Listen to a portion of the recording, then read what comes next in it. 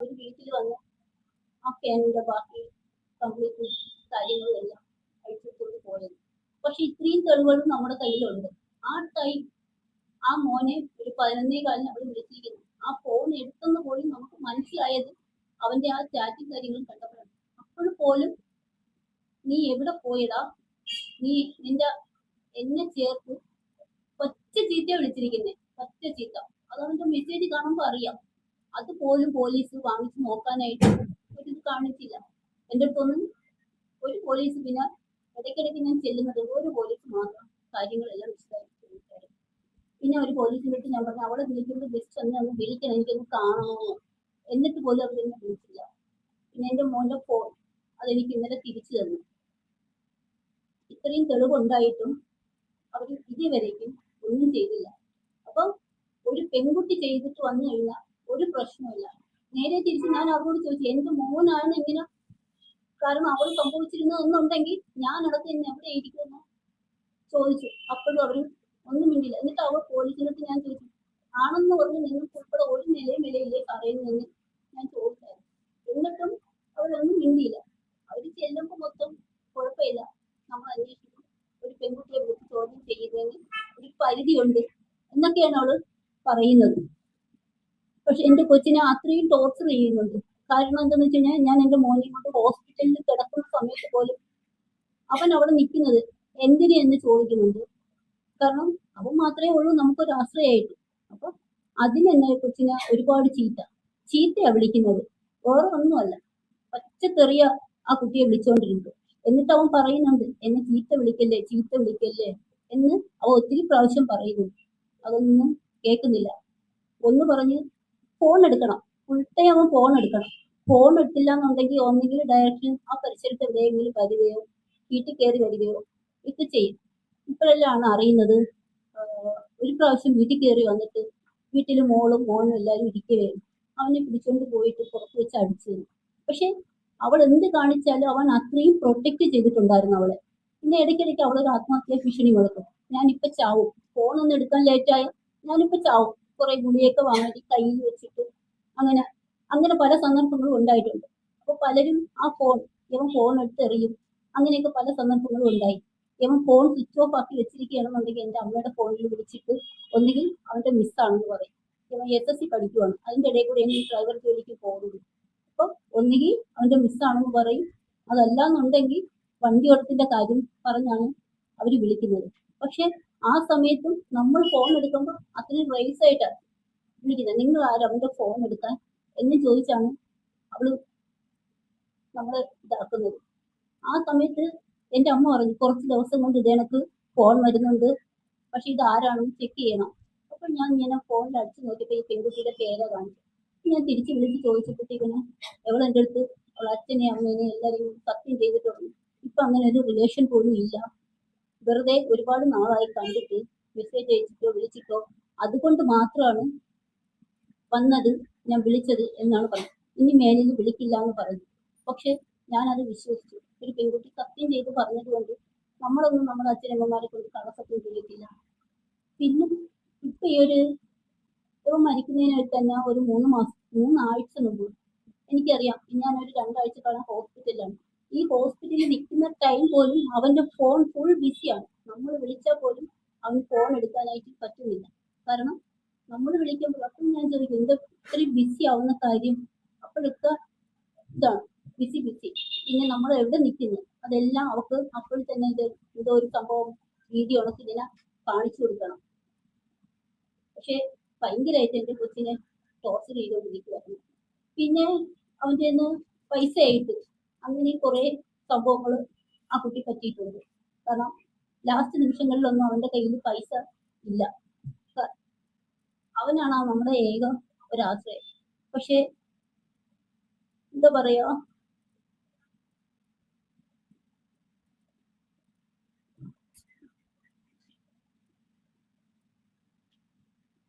ഞാൻ പോലീസിനോടും പറഞ്ഞു ഇന്ന് എന്റെ മോന് പറ്റി എനിക്ക് നാളെ ഒരു ആൺകുട്ടിക്കും പറ്റരുതെന്ന്. കാരണം അവളെ പോലുള്ള പെൺകുട്ടികളാണെന്നുണ്ടെങ്കിൽ ഇന്ന് എന്റെ മോൻ വയ്യാതായതുപോലെ തന്നെ നാളെ മറ്റൊരു ആൺകുട്ടി പോലെ ആവും. പക്ഷെ ഒരിക്കലും ഒരു ആണിന് നീതി കിട്ടില്ല എന്ന് പറഞ്ഞാൽ എവിടെയായിട്ട് ഇങ്ങനെയാണോ ലോകം?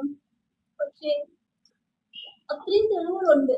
അവൾ ഇതിനു മുമ്പ് ആ സമയത്ത് പോലും അവളുടെ കയ്യിൽ അവൻ ചെയ്യുന്ന ഇതെല്ലാം സ്ക്രീൻഷോട്ട് എടുത്ത് വെച്ചിരിക്കുക. അപ്പൊ അവൾ എത്ര ധൈര്യമുള്ളവളാണ്. ഇതിനു മുമ്പും ചെയ്യാൻ ശ്രമിക്കുന്നത്. എന്നിട്ടെങ്കിലും ആരെങ്കിലും അറിയിച്ചില്ല. അവൾ ആരെയും അറിയിച്ചിട്ടില്ല. അവളുടെ ഇപ്പൊ ഫ്രണ്ട്സുമായിട്ട് പോയാലും ആ ഫ്രണ്ട്സിനെ വിളിച്ചവൾ ചീത്ത വിളിക്കുന്നുണ്ട്. ഈ മോളെ പോലും ഒത്തിരി തവണ ചീത്ത വിളിക്കും. ഈ കുട്ടിയുമായിട്ട് ചേർത്ത്, അതായത് അടിസ്ഥാനപരമായി മാനസിക പീഡനവും ടോർച്ചറുമാണ്. അടിസ്ഥാനപരമായ മാനസിക പീഡനം, ടോർച്ചർ, സംശയരോഗമാണ്. ഇത് നിങ്ങൾ ഓരോരുത്തരും ചിന്തിക്കേണ്ട ഒരു കാര്യം. ഇത് തിരിച്ച് സംഭവിച്ചുകൊണ്ടിരിക്കും. ഒരു പയ്യൻ പെണ്ണിനോട് ചെയ്തു. ആ പയ്യന്റെ സംശയരോഗം കാരണം, പയ്യന്റെ ടോർച്ചർ കാരണം, മാനസിക പീഡനം കാരണം ഒരു പെൺകുട്ടി ആത്മഹത്യ ചെയ്താൽ, പ്രത്യേകിച്ച് പെൺകുട്ടിയുടെ വീട്ടുകാർ പരാതി കൊടുത്ത വിവാഹ വാഗ്ദാനം നൽകി പീഡിപ്പിച്ചു എന്ന് കൂടി പറഞ്ഞു കൊടുക്കുകയാണെങ്കിൽ അവന്റെ വീട്ടുകാരെ അല്ലെങ്കിൽ 100% അറസ്റ്റ് ഉണ്ടാകും. ഇതിൽ അറസ്റ്റ് പോയിട്ട് പോലീസുകാരെ അമ്മയോട് പറഞ്ഞതുപോലെ അങ്ങനെ ആണിന് നീതി കൊടുക്കാൻ, നിങ്ങൾ അതാണ് ശ്രദ്ധിക്കേണ്ടത്, ആണിന് നീതി കൊടുക്കാൻ വകുപ്പില്ല എന്ന് പോലീസുകാർ പറയുകയാണ്. ആണങ്ങനെ ആത്മഹത്യ ചെയ്താൽ ആണിന് നീതി കൊടുക്കാൻ വകുപ്പോ? ഈ അമ്മയോട് പോലീസുകാർ നേരിട്ട് പറയാണ് ആ പെൺകുട്ടിക്കെതിരെ അന്വേഷണം അറസ്റ്റോ ഒന്നും നടക്കില്ല, പെണ്ണല്ലേ. അതെന്താ അങ്ങനെ? അതെന്ത് തരം നിയമമാണ്? ഈ നാട്ടിലെ ആണുങ്ങൾ ഈ നാടിന്റെ മക്കളല്ലേ? ഞങ്ങളടക്കമുള്ളവർ ഈ നാട്ടിൽ ജീവിക്കുന്നത് നമുക്ക് നീതിയുടെ ആവശ്യമില്ല. ഒരു പയ്യൻ ആത്മഹത്യ ചെയ്തിട്ട് പോലീസുകാര്, അതായത് മരിച്ച ഏതാനും ദിവസങ്ങൾക്കുള്ളിൽ മരിച്ച ആ മരിച്ച പയ്യന്റെ അമ്മയോട് പറയുകയാണ് അത് പെണ്ണല്ലേ, അതുകൊണ്ട് നമുക്ക് ആക്ഷൻ ഒന്നും എടുക്കാൻ പറ്റില്ല. അത് പോലീസുകാരുടെ മാത്രം കുഴപ്പമില്ല, പോലീസുകാരുടെ കുഴപ്പം തീർച്ചയായിട്ടും ഉണ്ട്. ഞാൻ മുമ്പ് ഇതുപോലെ ഇതേ ഹോസ്പിറ്റലിൽ സുനീറിന്റെ ഉമ്മയുമായിട്ട് നമ്മൾ വന്നു. പോലീസുകാർ എന്നോട് പറഞ്ഞതാണ്, പോലീസുകാർ എന്നോട് കുറച്ച് പുച്ഛത്തോടെയും പരിഹാസത്തോടെയും പറഞ്ഞാണ്, നിങ്ങൾ അഡ്വക്കേറ്റ് അല്ലേ, നിങ്ങൾക്ക് അറിഞ്ഞൂടെ, നമുക്ക് വകുപ്പൊന്നുമില്ല. എന്തൊരു നാടാണ്. അതായത് ഒരു പെൺകുട്ടി മരിക്കുകയാണ്, ഇപ്പൊ നിങ്ങളുടെ അടുത്താണ് അമ്മ വരുന്നത്, പോലീസ് സ്റ്റേഷനിൽ നിരന്തരമായി പോവുകയാണ്, ഫോളോ അപ്പ് ചെയ്യുകയാണ്. ഇപ്പൊ DGPയുടെ ഓഫീസിൽ പോയി ഒരു പെൺകുട്ടി ഇതേപോലെ ആത്മഹത്യ ചെയ്തെങ്കിൽ മീഡിയക്കാരെല്ലാം അങ്ങോട്ട് പോവായിരുന്നു, പത്രക്കാർ പോവായിരുന്നു, പോലീസുകാർ പോവായിരുന്നു, അവിടുത്തെ സമൂഹത്തിലെ നേതാക്കൾ പോവായിരുന്നു, സ്ത്രീ സുരക്ഷ, സ്ത്രീ എംപവർമെന്റ് തുടങ്ങി ഒരുപാട് കാര്യങ്ങൾ പറയും.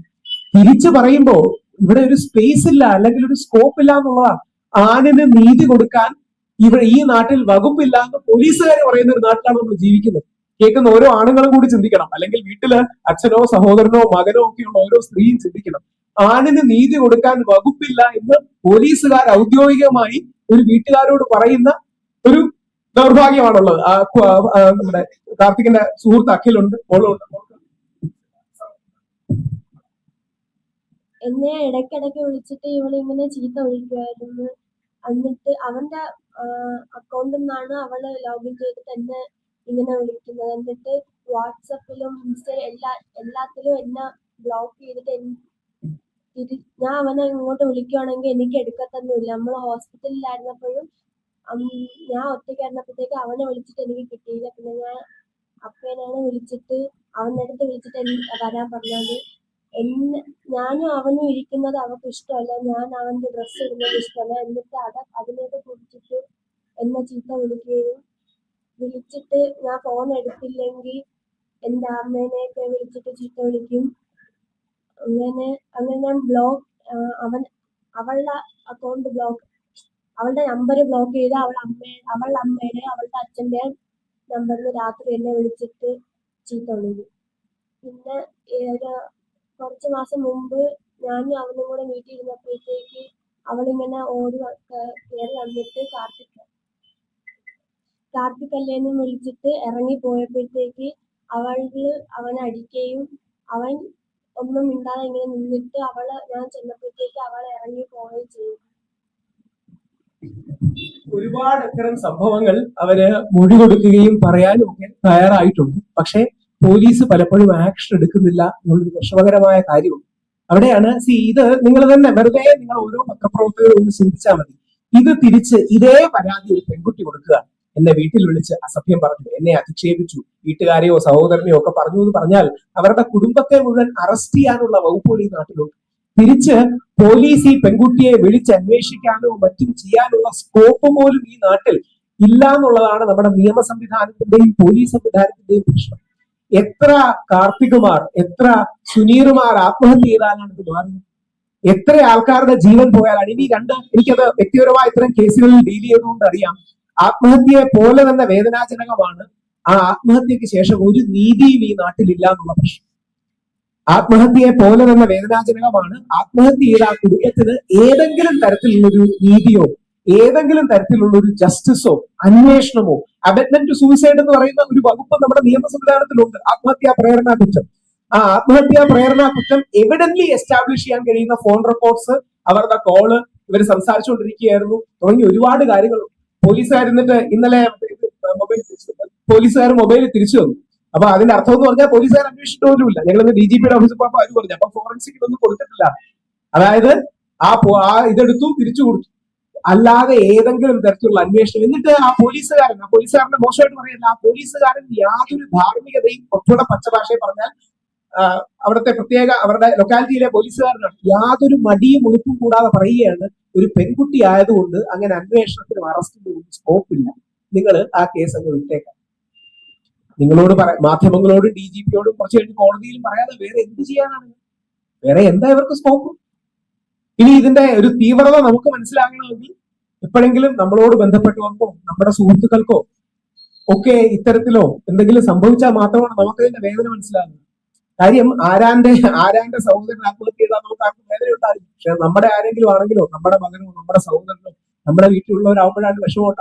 ഇങ്ങനെയാണ് ഞാനും ശ്രീ മുകേഷും ഇവരെ കൊണ്ട് രാവിലെ അവരുടെ കുടുംബമുണ്ട് DGPയുടെ ഓഫീസിൽ പോയി അവിടെ സംസാരിക്കാൻ പറ്റുണ്ടായി.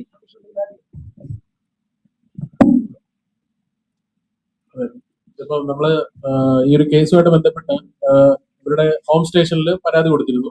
ഇത് വളരെ ശ്രദ്ധിക്കേണ്ട ഒരു കാര്യം, ഈ സ്റ്റേഷനിൽ നിന്ന് തന്നെ അവർ പറയുകയാണ് പെൺകുട്ടി ആണ്, അതുകൊണ്ട് നമുക്ക് കേസെടുക്കാൻ വകുപ്പില്ല. തിരിച്ചായിരുന്നെങ്കിൽ ഒരുപക്ഷെ കേസ് സ്റ്റേഷനിൽ തന്നെ അവരോട് പറഞ്ഞതാണ്. അപ്പൊ അത്തരത്തിലുള്ള ഒരു അനീതി നേരിട്ടതുകൊണ്ടാണ് DGPയെ പോയി നമ്മൾ നേരിട്ട് കാണുന്നത്. അപ്പൊ അദ്ദേഹം ആ ഹോം സ്റ്റേഷനിൽ നിന്ന് കേസിന്റെ അന്വേഷണം മാറ്റാമെന്ന് പറഞ്ഞിട്ടുണ്ട്. നേരിട്ട് DGP ഓഫീസിലുള്ള ഒരു ഉയർന്ന റാങ്കുള്ള ഒരു ഉദ്യോഗസ്ഥനെ കൊണ്ട് ഈ കേസ് നേരിട്ട് അന്വേഷിപ്പിക്കാമെന്ന് പറഞ്ഞിട്ടുണ്ട്. പക്ഷെ എത്രത്തോളം അത് പ്രാവർത്തികമാവുന്നറിയും. ഈ വർഷം തന്നെ മരിച്ചത് ഏകദേശം ഒരു 10-ലധികം പേര് നമുക്ക് നേരിട്ട് അറിയാവുന്ന കേസുകളുണ്ട് സൂയിസൈഡ് ചെയ്ത്. ഈ ഒരു കുറച്ച് ദിവസങ്ങൾക്കുള്ളിൽ എടുത്തു പറയേണ്ടാവുന്ന ദീപക്, അത് ബസിന്റെ അകത്തുള്ള മറ്റേ ട്രെൻഡ് സെറ്റർ വീഡിയോന്റെ കാരണം ആത്മഹത്യ ചെയ്ത ഒരാള് തലനാഴിലേക്ക് ആത്മഹത്യ ചെയ്ത് രക്ഷപ്പെട്ടു. നിങ്ങൾക്ക് കണ്ടിട്ടുണ്ടോ? ഒരു ഓട്ടോയിൽ ഒരു പെൺകുട്ടി കയറി അയാൾ മദ്യപിച്ചിട്ടുണ്ടെന്ന് പറഞ്ഞ് സ്റ്റുഡിയോ കാണിക്കാന്ന് പറഞ്ഞിട്ട് അയാൾ സൂയിസൈഡ് ചെയ്തില്ല, അയാളെ ഭാഗ്യമുണ്ട്. പുള്ളി അതിനെ കുറിച്ച് ആലോചിച്ചതാണ്. പക്ഷെ നമ്മളെയൊക്കെ ബന്ധപ്പെട്ടു, ആ പെൺകുട്ടിക്കെതിരെ കേസെടുത്തു. ഇന്നേവരെ ആ പെൺകുട്ടിയുടെ പേരോ ആ കേസ് എടുത്തായിട്ട് ആ പെൺകുട്ടി അറസ്റ്റിൽ വരെ ആയതാണ്. ആരെങ്കിലും ഒരു വാർത്തയെങ്കിലും കണ്ടിട്ടുണ്ടോ? എപ്പോഴും അങ്ങനെയാണ് ആ ഒരു നിയമത്തിന്റെ ഒരു, മറിച്ച് ഒരു ആണിനെതിരെയാണ് ഒരു കുറ്റാരോപണം വന്നു കഴിഞ്ഞാൽ പിന്നെ അപ്പം തന്നെ ബ്രേക്കിംഗ് ന്യൂസ് ആയി, വാർത്തയായി, ഫോട്ടോയായി, പിന്നെ അവൻ നിരപരാധിയാണെന്ന് തെളിഞ്ഞ അതിനെ കുറിച്ച് ഒരു സംഭവമില്ല. അത്തരത്തിലുള്ള സിസ്റ്റമാണ് നമ്മൾ മാറാനായിട്ട് ആഗ്രഹിക്കുന്നത്. ഇവരുടെ കാര്യത്തിൽ വളരെ ഈ പെൺകുട്ടിയെ കുറിച്ച് ഈ പോലീസുകാർ അന്വേഷിക്കുകയോ, അല്ലെ ഈ പെൺകുട്ടിയെ ഇവര് ഒരുപാട് പ്രാവശ്യം കയറി ഇറങ്ങിയതിനു ശേഷമാണ് സ്റ്റേഷനിൽ പോലും വിളിപ്പിച്ചത്. ഇതെന്താണ് ഇവിടെ? ഇത് ജെൻഡർ ഈക്വാലിറ്റി എന്നൊരു സാധനമുണ്ട്, റൈറ്റ് ടു ഈക്വാലിറ്റി എന്നൊരു സാധനമുണ്ട് നിയമത്തിൽ. അതൊന്നും ഈ പോലീസ് സ്റ്റേഷനിൽ പാലിക്കപ്പെടുന്നില്ല. അതുകൊണ്ടാണ് നമ്മൾ ഈ പോലീസിന്റെ ആസ്ഥാനമായിട്ടുള്ള പോലീസ് ഹെഡ്ക്വാർട്ടേഴ്സിൽ പോയി ഇന്ന് നേരിട്ട് പരാതി കൊടുത്തത്. എന്നിട്ട് അതിന് എത്രത്തോളം ഫലം ഉണ്ടാവും നമുക്ക് ഇപ്പോഴും ഉറപ്പില്ല. ഇല്ലെങ്കിൽ നമ്മൾ കോടതിയെ നേരിട്ട് സമീപിക്കാനാണ് ആഗ്രഹിക്കുന്നത്. തീർച്ചയായിട്ടും കോടതിയിൽ CMD ഫയൽ ചെയ്ത് നിയമ നടപടികളായിട്ട് മുന്നോട്ട് പോകാൻ അവരോടൊപ്പം നമ്മളും ഉണ്ടാവും. ഒരു രൂക്ഷത മനസ്സിലാക്കാൻ ഒരു കാര്യം കൂടെ പ്ലേ ചെയ്യാം ഇതിന് ശേഷം. അത് നിങ്ങൾക്ക് കൊടുക്കാൻ പറ്റില്ല, പക്ഷെ നിങ്ങൾ അവതരിക്കാനാണ്. നിങ്ങൾക്ക് കൊടുക്കാൻ കഴിയുന്ന കാര്യം പറ്റില്ല, നിങ്ങൾക്ക് റെക്കോർഡ് ചെയ്തിട്ട് പിന്നെ ഡിലീറ്റ് ചെയ്യാനേ പറ്റൂ. അത് കേൾപ്പിക്കാം. അതിനു മുമ്പ് സുഹൃത്തിനും കൂടെ പറയാനുണ്ട്. തമ്പു മരിക്കുന്നതിന് 2 ദിവസം മുമ്പാണ് തമ്പു ഹോസ്പിറ്റലിൽ നിന്ന് വീട്ടിൽ എത്തുന്നത്.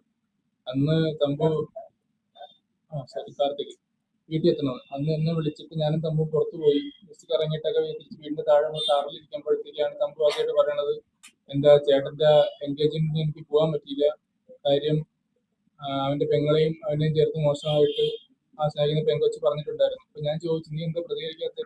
എനിക്കിപ്പോ എന്നെ അങ്ങനെ ടോർച്ചർ, എന്റെ അമ്മേനെയും ചേട്ടനെയും കൊണ്ട് ഹോസ്പിറ്റലിൽ നിന്നപ്പോ നീ എന്തിനാ ഹോസ്പിറ്റലിൽ കൊണ്ടുപോയത്? നീ എന്തിനാ അവരെ കൂടെ നിൽക്കുന്നത്? നീ ഇവിടെ നിന്നില്ലേ, അവരെന്താ ചെയ്തോളൂ? അപ്പൊ അതെല്ലാം പറഞ്ഞു. ഹോസ്പിറ്റലിൽ ഫോൺ വിളിക്കാത്തതിന് പ്രശ്നം, ടോർച്ചർ ചെയ്യുന്ന അറ്റം ആയിരുന്നു. അത് എന്റെ അടുത്ത് അന്ന് ആദ്യമായിട്ടാണ് ഇത്ര ആൾക്കാർ പറയുന്നത്. ഇതില് അത് നിങ്ങൾ കൊടുക്കാൻ വേണ്ടിയല്ല, പക്ഷെ അതിന്റെ രൂക്ഷത അറിയാൻ വേണ്ടിയാണ്.